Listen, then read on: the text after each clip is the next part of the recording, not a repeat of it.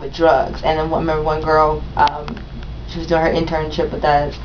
Not with us, but with hospice, and she came over and she shadowed with us, and she asked me, she says, Lorinda, are all your clients, are they IV drug users? And I was just so tickled by that, because we may have like 3. There's a lot of heterosexual relationships, and there's a lot of women that, the whole down low epidemic that people have talked about, where, men have both lifestyles. That's real.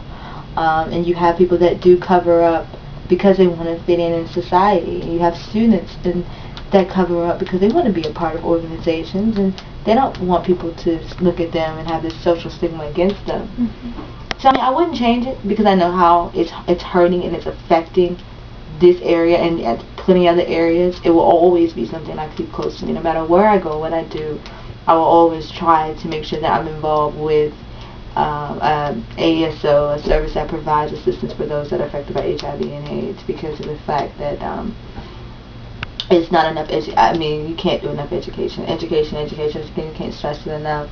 And when you have 3-year-olds, I have a 3-year-old client. So yeah, 3-year-old little girl. She's vibrant.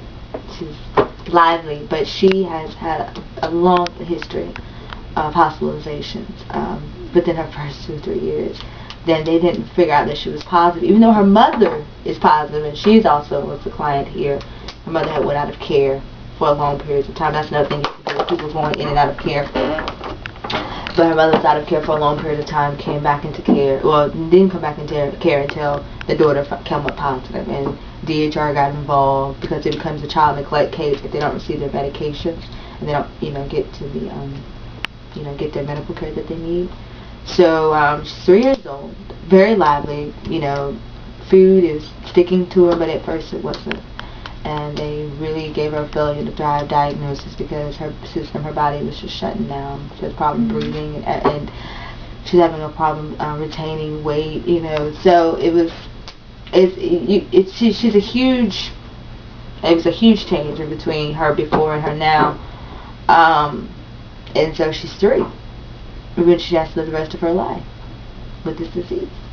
And so that's why I really want to touch the women, because we're having children come in. And those numbers are going down because due to antiviral therapy, which antiviral therapy meds, the HIV meds,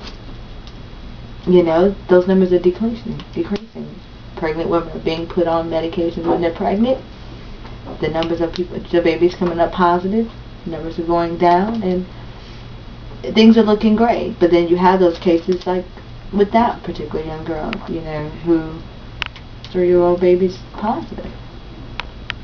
So I will always be in this area. It's just I might be doing it from a different standpoint. I don't know, but I do love what I do now. So I love the clients. I love